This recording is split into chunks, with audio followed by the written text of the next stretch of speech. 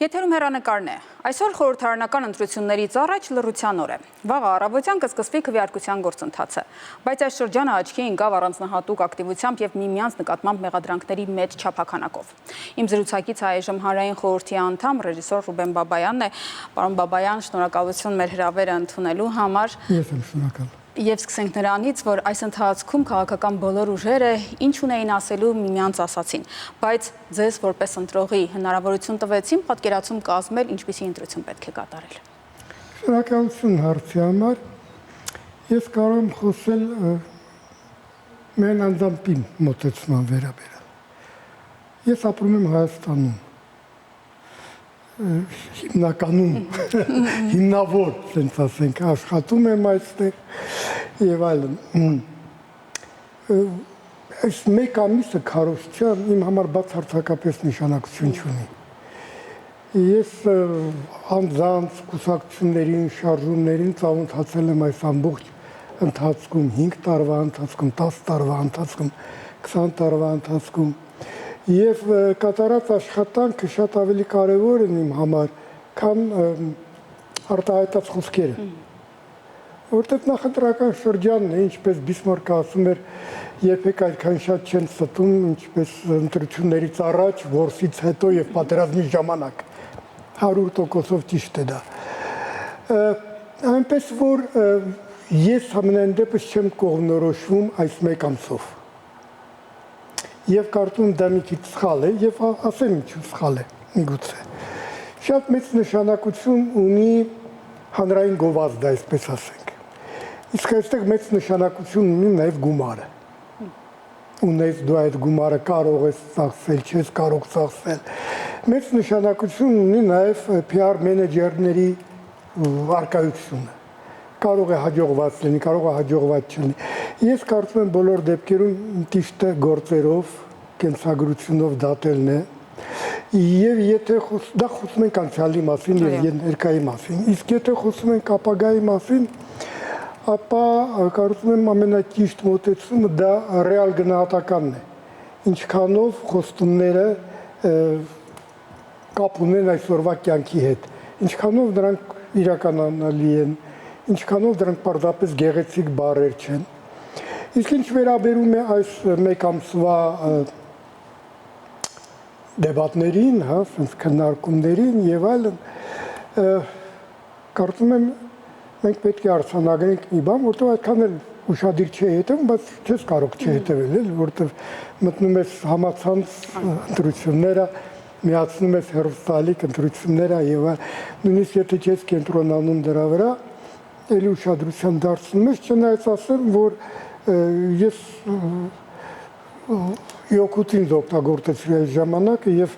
շատ լավ գեղարվեստական գրականություն եմ կարդացել այս օրերին։ Նայեք, մենք խոսում ենք որակի մասին, հա, չափանիշների, որոնք ներկայացվում են, ասենք թե լոլիկի հանդեպ, ծաղիկների հանդեպ, ջերմուկի հանդեպ Բայց մենք չենք խոսում այդ չափանիշների, որոնք վերաբերում են խոսքի, իր դրա պակպակած չէ դրա կարևորությունը։ Մենք ասում ենք, որպեսզի մենք մտնենք համաշխարհային շուկա, մենք պետք է համապատասխանենք մեր որակով ընդունված կանոններին, բայց համաշխարհային շուկան դա միայն ապրանք չէ, դա նաև քո մտածելակերպն է, քո խոսույթն է, քո բառապաշարն է, այս ամեն ինչը եւս, եթե դու ուզում ես, իսկ բոլորը ամենայն դեպս դա են ասում անկախ նրանից արևելք թե արևմուտք, որ ուզում են տեսնել քաղաքակիրթ Հայաստան, հա, զարգացած Հայաստան, այսօրվա Հայաստան, առաջադեմ Հայաստան, կարծում եմ նման խոսույթով դժվար է նման Հայաստան հաստատել։ Այդուհանդերձ քաղաքական խոսույթի ընդունելի չափանիշների մեջ չմնաց Քարոզարշավը ճիշտ եմ հասկանում։ Այո, միանշանակ իհարկե։ Միանշանակ չմնաց եւ այստեղ գիտեք ինչ ընդհանրապես կարծում եմ հանրությունը ի տարբերություն քաղաքական կուսակցությունների, միավորումների եւ շարժումների այդ խոսույթը չպետք է քաղաքականացնի։ Ինչ իմաստով եմ ասում։ Իմ համակիրն է հայհոյում, ես դա ընդունում եմ։ Եվ հակառակ ճամբարից եթե գալիս է հայհոյանք, ես մի անգամից ասում, բա ոնց կարելի, այսպես ասած։ Նման խոսույթը պետք է մերժվի անկախ նրանից, թե ով է դա անում, ով է դա ասում։ Ինչքանով տակը կա, ասենք թե քեզ հարազատ բովանդակություն, որտեղ դա բոլոր դեպքերում ձև է, ինչքանով ոչ, որտեղ ձևը շատ մեծ նշանակություն ունի։ Ձևը հաճախակի ոչնչացնում է բովանդակությունը, եթե ձևը տգեղ է։ Եվ հակառակ ձևը կարող է ազնվականացնել բովանդակությունը, եթե ինքը ազնվական է։ Պարոն Բաբայան, այս անգամ մի երևույթի նաև ականատես եղանք, եթե նախորդ տարիներին օրինակ ընտրողն ասում էր, որ մեկ է ում էլ ընտրեմ, իմ ձայնը որոշիչ չէ, այս անգամ քաղաքական ուժերը անկախ նրանից որ ճամբարում էին, նրանք բոլորը ընտրողին կոչ են անում գնալ ընտրության։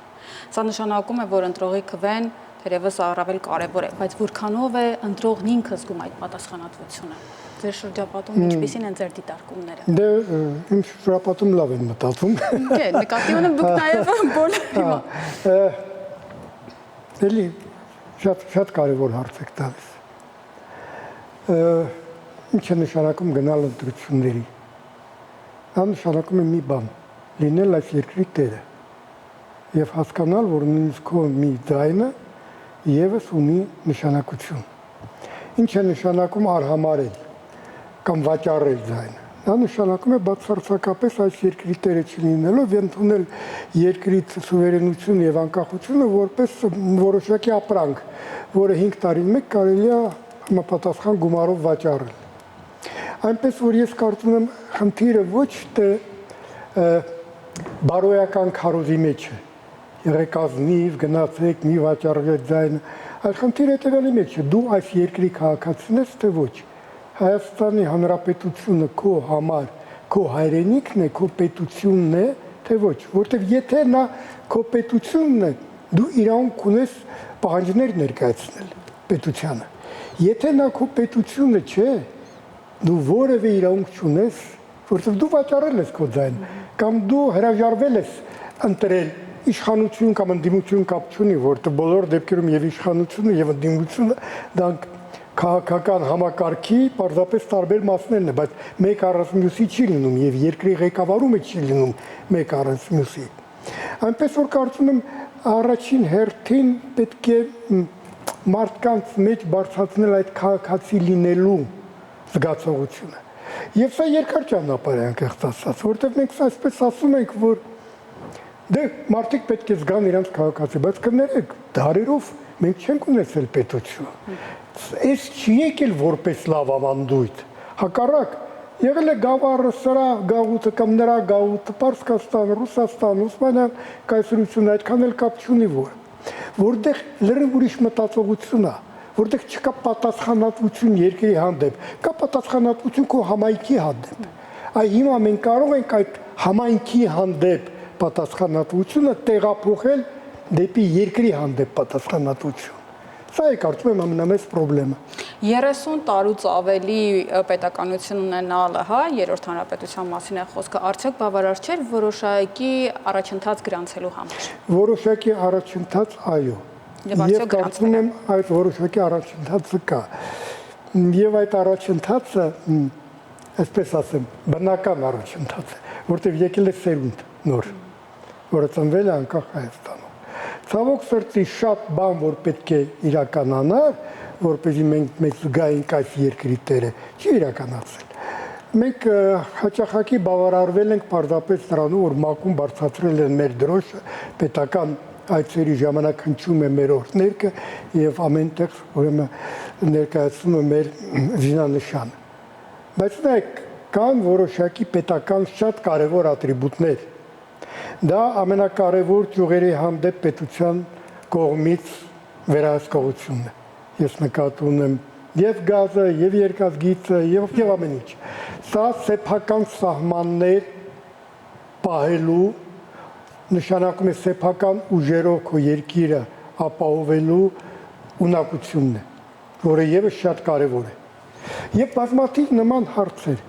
Սա սեփական երկրի շահերով առաջնորդվելն է։ Այստեղ նշանակություն չունի դա Ռուսաստանը, Միացյալ Նահանգները, Չինաստանը, Հնդկաստանը, թե Իրանը։ Քո սեփական շահերով, նայեք նույնիսկ մեր խոսույթների մեջ մենք հաճախակի ասում ենք, բա որ նեղանան, բա որ սխալ ընկալեն, բա որ մենք չենք ասում, սա մեզ պետք է թե պետք չի։ Մենք միանգամից սկսում ենք տալ գնահատական, թե ինչպես դա կընկալվի մեր աշխարհում, նույնիսկ շրջապատող աշխարհում։ Մեր շրջապատող աշխարհում այդքան,